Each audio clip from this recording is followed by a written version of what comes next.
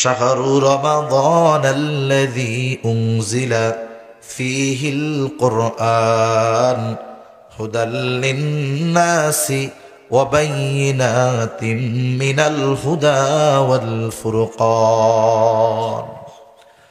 আল্লাহ রাব্বুল আলামিন বলেন, শাহরু রমাদান, রমজান মাস, আল্লাযী উনজিলা ফীহিল কুরআন, যেই মাসে আল্লাহ তাআলা কোরআন নাজিল করেছেন, এই কোরআন তার মধ্যে পার্থক্যকারী।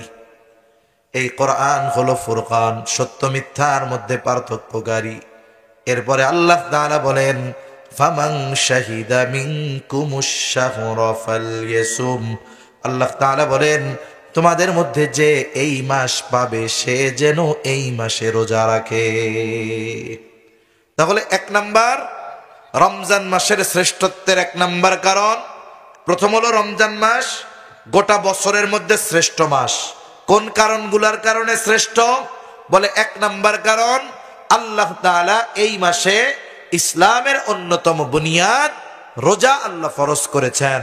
দুই নাম্বার, এই মাসে আল্লাহ তাআলা কোরআন নাজিল করেছেন, যা মানুষের জন্য হেদায়েত। এক জায়গায় আল্লাহ তাআলা বলেন হুদাল্লিল মুত্তাকিন, কোরআন মুত্তাকিনদের জন্য হেদায়েত। আর এক জায়গায় বলেন হুদাল্লিন নাস, এটা মানুষের জন্য হেদায়েত। দেখুন, এই কোরআন, মুমিন তো ইমানের মতো দৌলত লাভ করছে, এখন মুমিনের জন্য করণীয় কি? বলে মুমিন এই কোরআনের আলোকে নিজের ব্যক্তিগত জীবন, পারিবারিক জীবন, সামাজিক জীবন, অর্থনৈতিক জীবন, রাষ্ট্রীয় জীবন, সব জায়গায় এই কোরআন প্রতিষ্ঠার জন্য প্রচেষ্টা করবে। ঠিক কিনা বলেন? প্রথমে নিজেরে পরিবর্তন করতে হবে, এরপরে আস্তে আস্তে আমি নিজে পরিবর্তন হব। আমি একা, আমি 10 জন মিলে আমরা। মনে করেন আপনার পরিবার, আপনি যদি পরিবর্তন হন, আপনার প্রতিবেশীদেরকে যদি পরিবর্তনের চেষ্টা করেন, এই কয়েকটা এই পরিবার নিয়ে একটা সমাজ হয়, কয়েকটা সমাজ নিয়ে একটা মহল্লা হয়, কয়েকটা মহল্লা নিয়ে একটা ওয়ার্ড হয়, কয়েকটা ওয়ার্ড নিয়ে একটা ইউনিয়ন হয়। এভাবে পরিবর্তন শুরু করতে হবে নিজের থেকে। কিন্তু আমাদের টেন্ডেন্সি, চিন্তাধারা অনেক সময় এরকম, আমরা চিন্তা করি যে রাষ্ট্রীয়ভাবে ইসলাম প্রতিষ্ঠা হোক, এরপরে আমরা ইসলাম পূর্ণ মানব।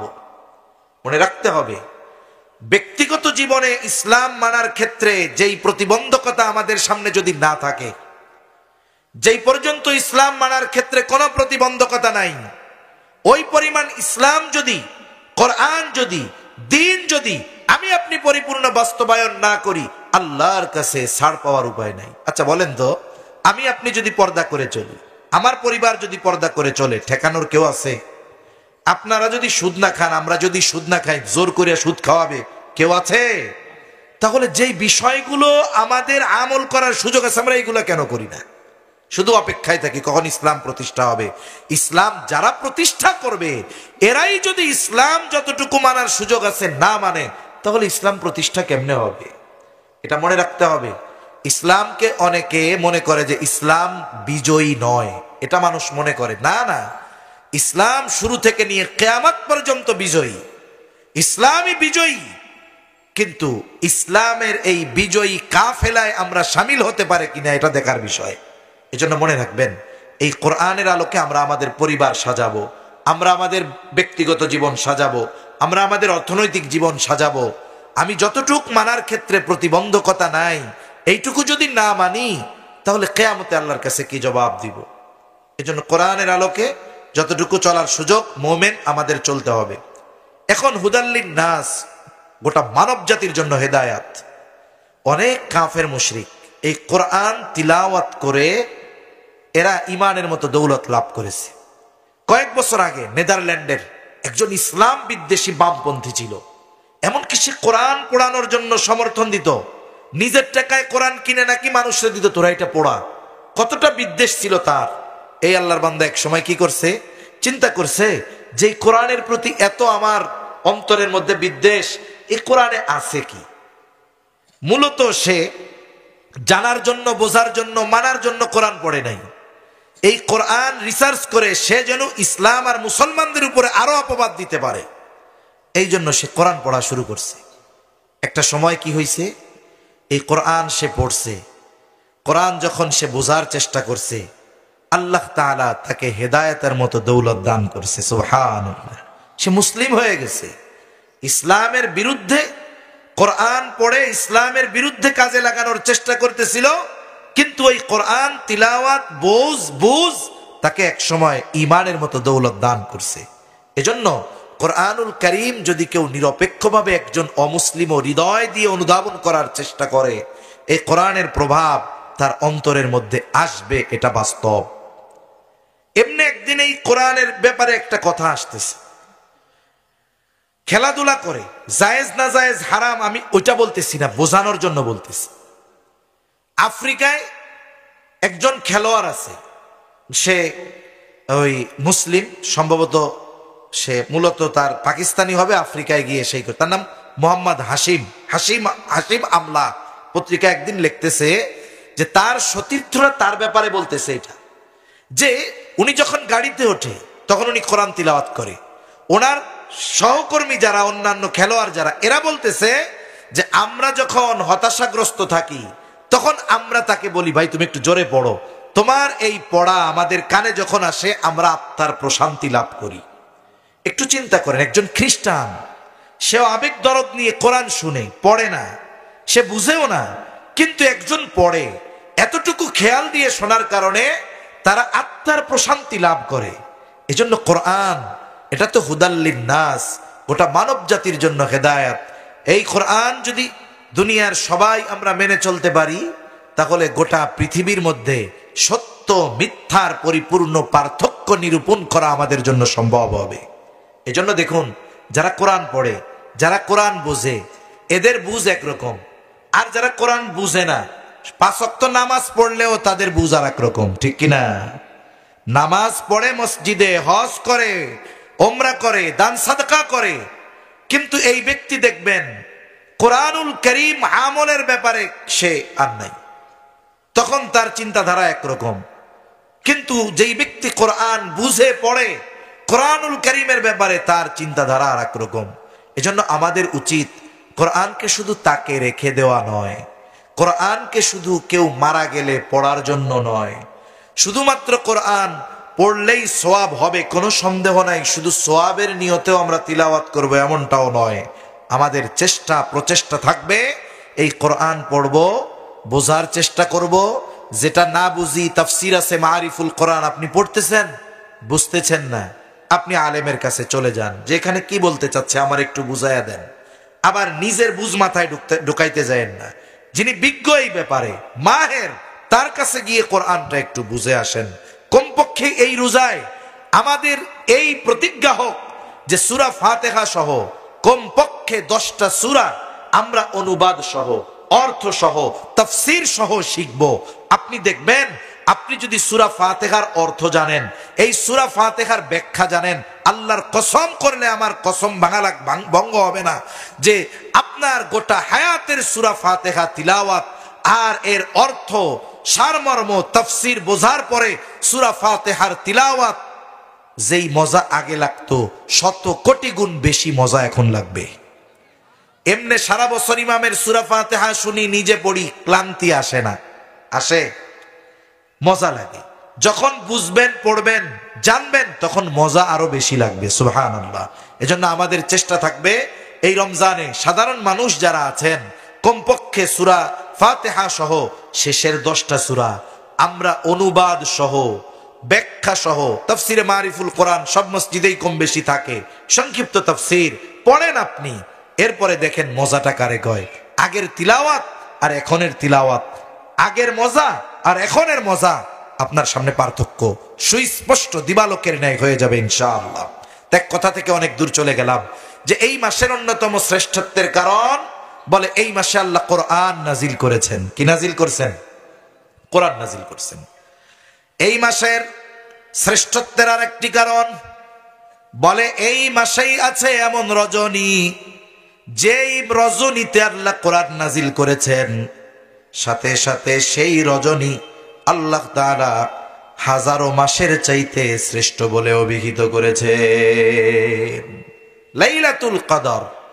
আল্লাহ তাআলা কোরআনুল কারীমের মধ্যে বলেন, ইন্না আনজালনাহু ফি লাইলাতিল কদরি ওয়া মা আদরাকা মা লাইলাতুল কদর লাইলাতুল কদরি খায়রুম মিন আলফি শাহর।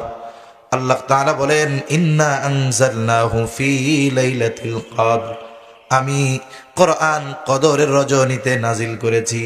আল্লাহ তাআলা কেমন যেন এই বিষয়টার প্রতি আগ্রহী হওয়ার জন্য বলেন ওয়া মা আদরাকা মা লাইলাতুল কদর, আপনি কি জানেন লাইলাতুল কদর কি?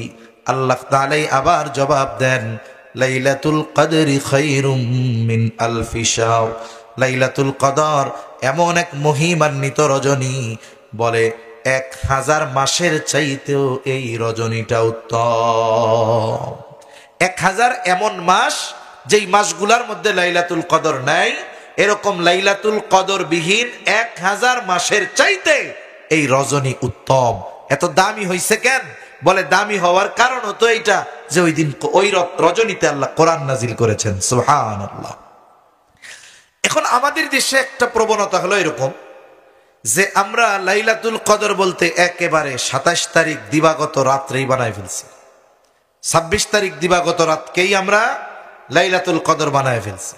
একেবারে সব মসজিদে নামই হয়ে গেছে 27, নাম দিয়ে দিছে কি 27 রাত্রে খতম হইব, 27 রাত্রে এই আমল করবো।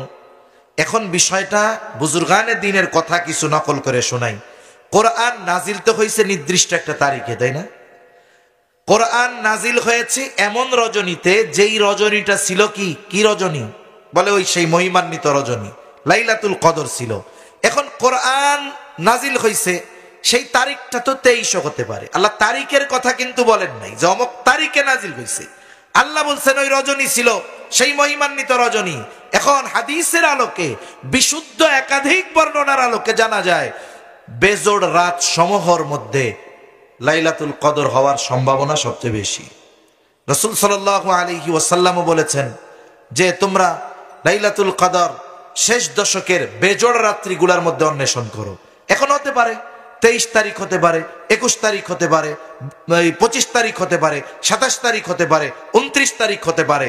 এজন্য আমাদের বিষয়টা এমন থাকবে যে কোরআন নাজিল হয়েছিল যেই রাতে, ওই রাতটা ছিল মহিমান্বিত রাত।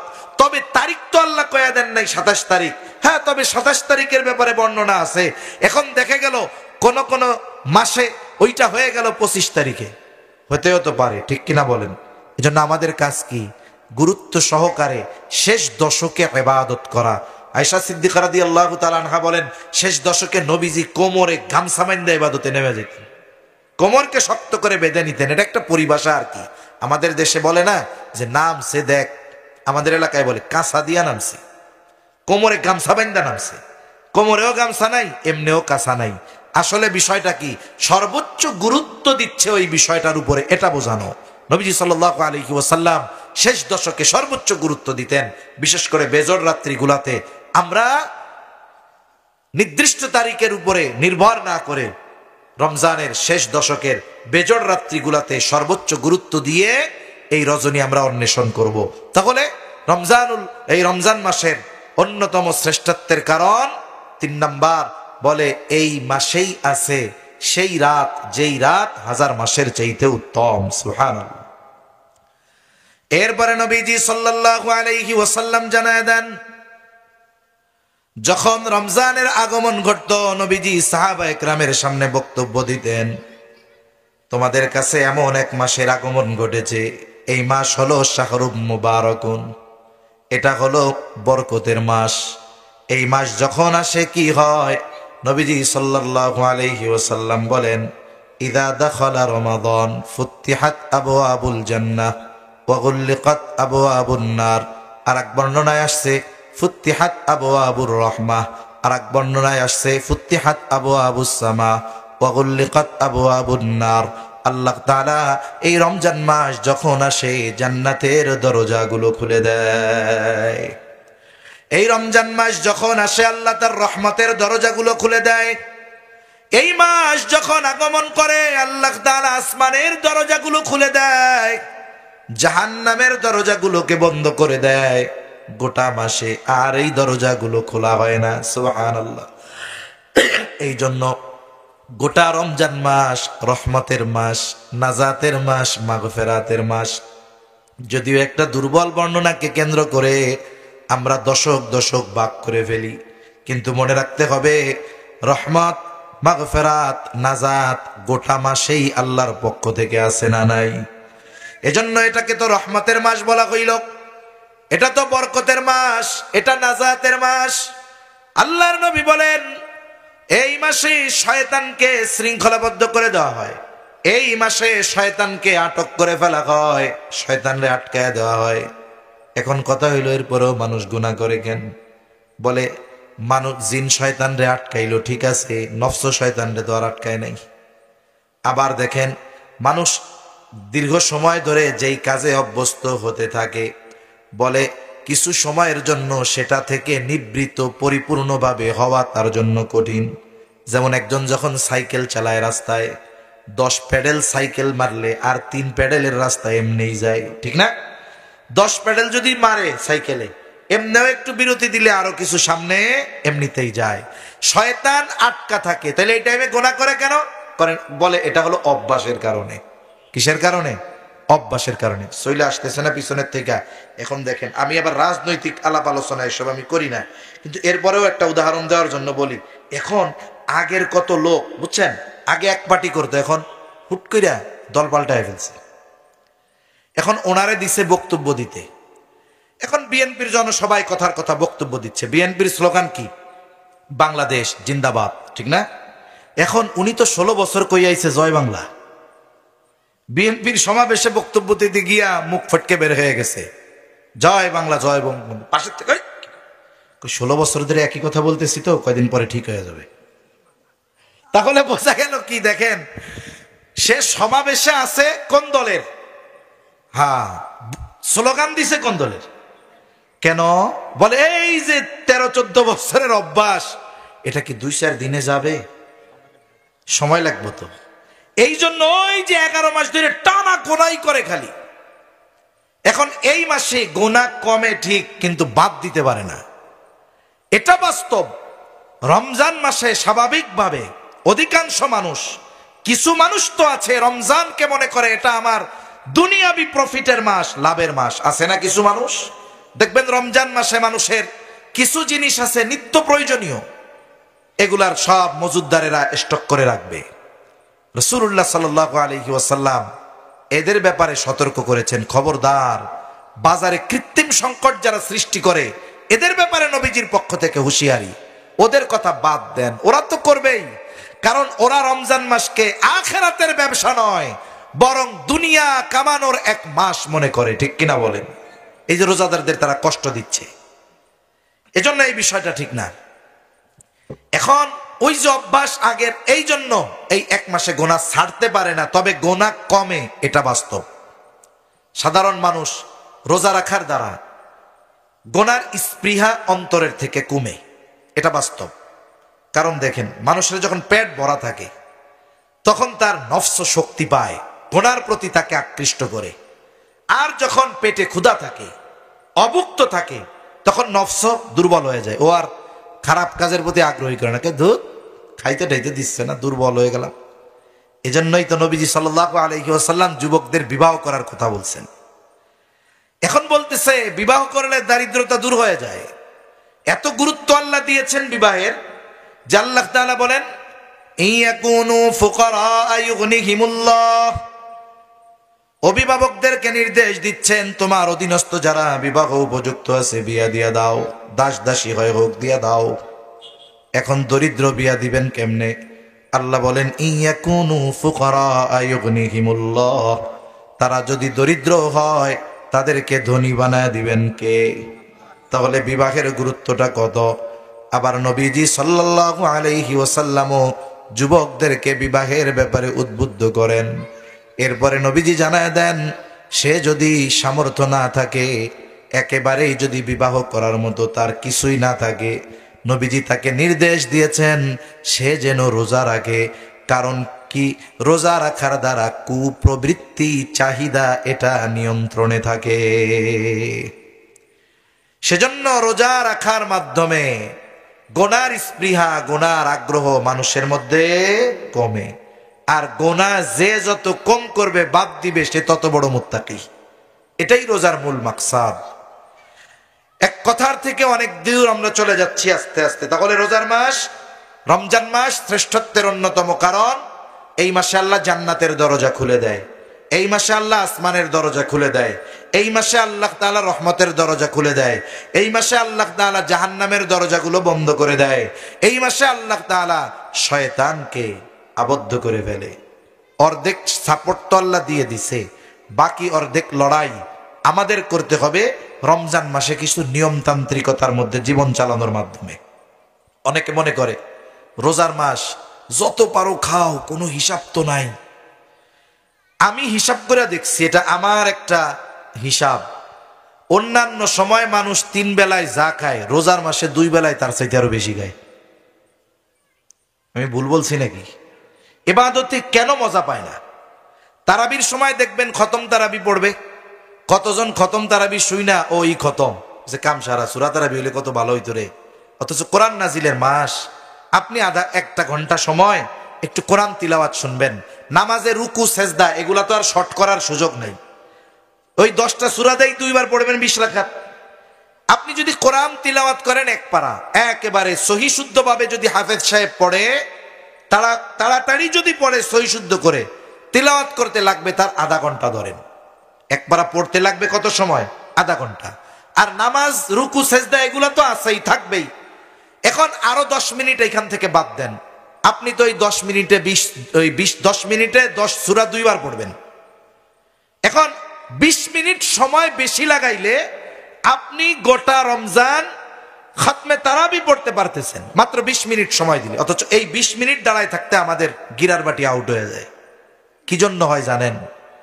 দেখুন, আপনি সকালে সুবহে সাদিক থেকে নিয়ে সারাদিন আপনি না খাওয়া মানুষ, যখন ক্ষুধার্ত, ক্ষুধার সময়, খাবারের সময় অতিবাহিত হলে কিছু সময় পরে দেখবেন ওই সময়ের মতো আর খিদা লাগে না। দুপুরে আপনি 2টায় খান, আপনি যদি 3টা পর্যন্ত না খেয়ে থাকেন, 4টার দিকে 2টার সময় যেই পরিমাণ খিদা ছিল, 4টায় আর ওই পরিমাণ খিদা লাগবে না।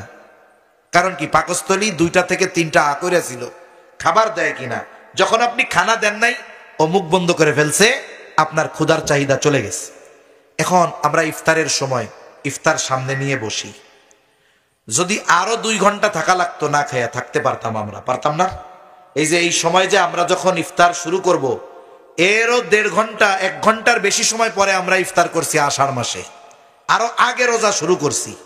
এখন দেখেন, আপনি যখন 10 মিনিট আগে ইফতার সামনে নিয়ে বসবেন, এই ইফতার যখন সামনে নেওয়া হইল, খাবার যখন সামনে আসছে, আপনার ব্রেন সাথে সাথে পাকস্থলীর সিগন্যাল দিছে, দোস্ত খাওয়ান কিন্তু সামনে। এখনো কি করে? আকরে ফেলে, যেন তোমরা খাবার দিবে। আল্লাহ তাআলার নিজাম কত সুন্দর, এখনো আকরে বসে রয়েছে। এখন কি হয় জানেন? এই শেষের 5 মিনিট আর ঘড়ির থেকে শেষই হয় না।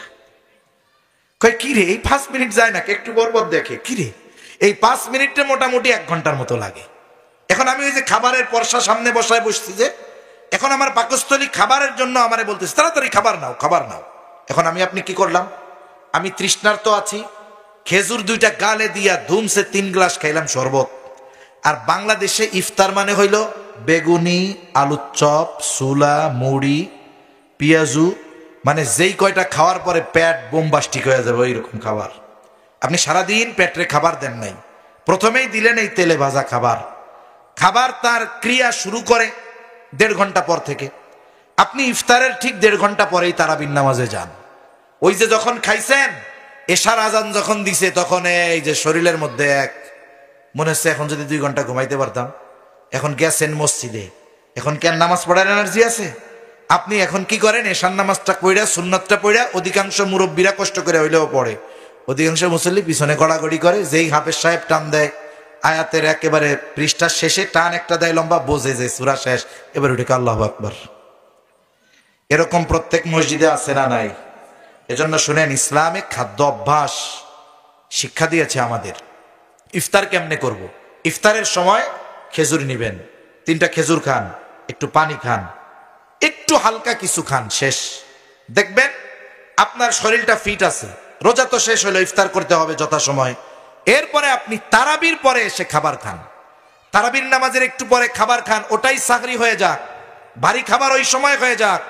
আপনি ভোর রাত্রে উঠে, আমাদের অভ্যাস হলো এরকম, আমরা যখন সেহরির আগে আজান কখন দিবে অথবা মাইকে বলবে সময় আর নাই, এর জন্য অপেক্ষায় থাকি। যখনই মাইকের আওয়াজ হয়, কথা বলার আগে আরো 3 গ্লাস ঢক ঢক ঢক ঢক করে পানি আমরা খেয়ে ফেলি। আর সেহরির সময় যত পারো যাতে খাও। এখন কি হলো, দেখা গেল ও ফজরের নামাজে গেলে রুকু দিলেই ওর গাল দিয়ে সব পানি পড়ে চলে আসবে। এটা ঠিক না। এজন্য আমরা যদি এই পদ্ধতি করতে পারি যে রোজার মাস আমরা তারাবির পরে, নামাজের পরে আমরা আমাদের খাওয়া দাওয়াটা করব, তাহলে কি হবে, আমি ওই সময় ভারী খাবার খাইলাম। সাহারি খাওয়ার ব্যাপারে নবীজি সাল্লাল্লাহু আলাইহি ওয়াসাল্লাম বলছেন, তাসাহহারু ফাইন্না ফিস সাহুরি বারাকা, তোমরা সাহারি করো, সাহারির মধ্যে বরকত আছে। আপনি ওই সময় যদি 2টা খেজুর খান, 1 গ্লাস পানি খান, হালকা কিছু খান, তাহলে কি হবে, আপনার সাহারির ফজিলত আপনি পেয়ে গেলেন। কিন্তু রোজা রাইখা দেখবেন দিনভর শরীরটা প্রাণবন্ত থাকবে, অলসতা পাবে না, ইবাদতের মধ্যে মজা পাওয়া যাবে। তাই এইটা আসলে মূল আলোচনার বিষয় না, এটা আমি আমার অভিজ্ঞতা আপনাদের সাথে শেয়ার করলাম যে আমার মনে হয় এরকম যদি আমরা আমাদের রোজার মাসে খাদ্য অভ্যাসটা করি, তাহলে আমরা ইবাদত করে মজা পাবো ইনশাআল্লাহ। তাহলে আল্লাহর নবী জানায় দেন, এই মাসে শয়তানকে বেঁধে রাখা হয়, এই মাসে আল্লাহর রহমতের দরজা খুলে দেওয়া হয়। এখন এই মাসে আমাদের করণীয় কাজগুলো কি? 1 নাম্বার কাজ, আমাদের রোজা রাখতে হবে। এজন্যই আল্লাহ তাআলা বলেন, ফামান শাহিদা মিনকুমুশ শাহরা ফালইয়াসুম, যে এই মাসের সাক্ষাৎ পাবে, যে এই মাস পাবে, সে যেন রোজা রাখে। প্রাপ্তবয়স্ক যিনি, সুস্থ যিনি, যিনি পাগল নন, যিনি মুসাফির নন, এই ধরনের শর্তগুলো যার মধ্যে নাই, সে রোজা রাখবে। যদি সে অপ্রাপ্তবয়স্ক হয় তার জন্য ফরজ না, মুসাফির হলে তার জন্য ফরজ নয়, তবে সফর অবস্থায় রোজা রাখা ভালো। যিনি অচেতন, একেবারে এমন অসুস্থ, মারিদ, এমন রোগাক্রান্ত, বলে ওনার জন্য রোজা রাখা ফরজ নয়। প্রাপ্তবয়স্ক, সুস্থ সবল, মুকিম নারী পুরুষ যে সুস্থ, তাদের প্রত্যেকের জন্য রোজা রাখা ফরজ। অনেকে তাদের সন্তানরা স্কুল কলেজের পড়ায় একটু সমস্যা হবে, রোজা রাখতে দেয় না, এটা ঠিক না। প্রাপ্তবয়স্ক হলেই তাকে রোজা রাখতে বাধ্য করতে হবে, এটা অভিভাবকের দায়িত্ব। আর কোনো অপ্রাপ্তবয়স্ক বাচ্চা যদি রাখতে চায়, সে যতটুকু সময় পারে তাকে রাখানোতে অভ্যস্ত হতে হবে। এভাবে আমরা রোজা নিজেরা রাখবো, সন্তানদের রাখাবো। এখন রোজা রাখলে লাভ কি হবে?